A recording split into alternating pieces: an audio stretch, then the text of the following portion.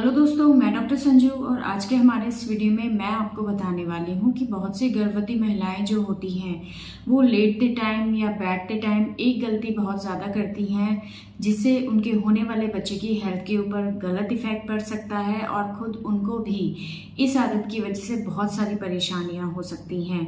ये आदत होती है बैठते या लेटते टाइम पैरों को क्रॉस करके बैठने की। कई महिलाएं होती हैं पैरों को एक के ऊपर एक रख के बैठती हैं और लेटते टाइम भी कई बार पैरों को क्रॉस करके वो लेटती हैं।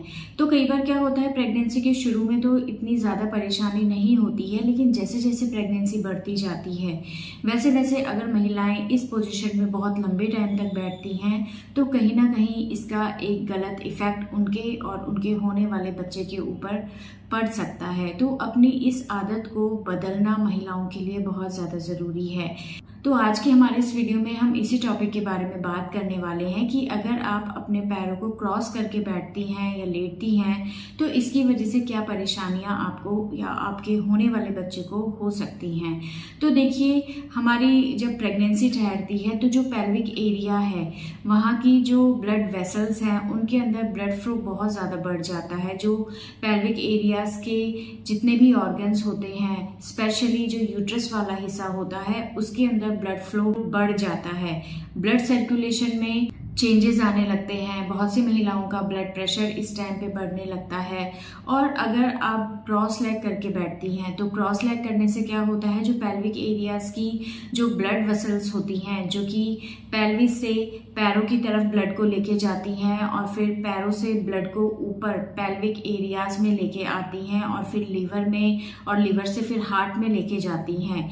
इन ब्लड वेसल्स के ऊपर क्रॉस लेग करने की वजह से प्रेशर पड़ता है। इनके अंदर जो ब्लड फ्लो हो रहा है उसके अंदर रुकावट आती है और यही रुकावट बहुत सारी प्रॉब्लम्स को महिलाओं के शरीर के अंदर कर सकती है। तो अगर ब्लड सर्कुलेशन में किसी तरह की कोई कमी आएगी, यूट्रस में प्रॉपरली ब्लड सर्कुलेशन नहीं रहेगा, ब्लड अच्छे से अगर बच्चे की तरफ नहीं जाएगा तो इससे बच्चे की ग्रोथ के ऊपर नेगेटिव इफेक्ट पड़ता है।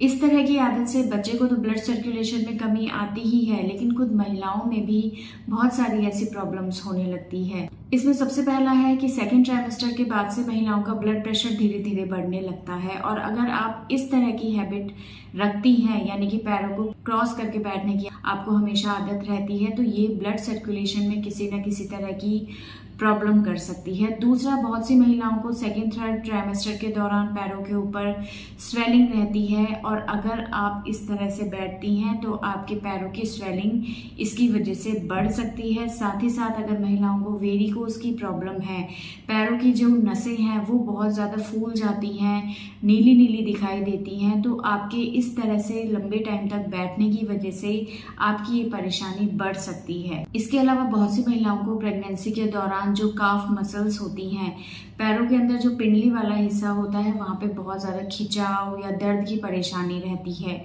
और अगर आप इस तरह से बहुत लंबे टाइम तक बैठेंगी तो इससे वहाँ की जो मसल्स होती हैं वो स्टिफ हो जाती हैं, टाइट हो जाती हैं, जिसकी वजह से आपको पैरों में दर्द की शिकायत बढ़ सकती है। तो ये कुछ प्रॉब्लम्स हैं जो कि आपके इस तरह से बैठने की वजह से हो सकती है।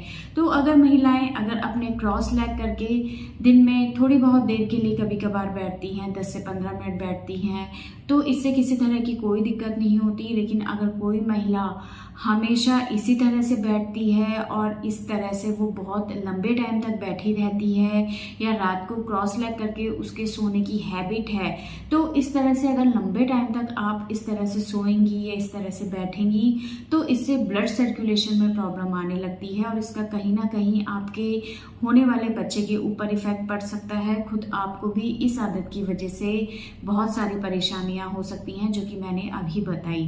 तो अगर इस तरह की आपकी हैबिट है तो उस हैबिट को आप अभी से दूर करने लग जाएं, क्योंकि जैसे जैसे प्रेगनेंसी बढ़ती जाती है वैसे वैसे इस तरह से बैठने से आपकी प्रेगनेंसी के दौरान कुछ प्रॉब्लम्स बढ़ सकती हैं।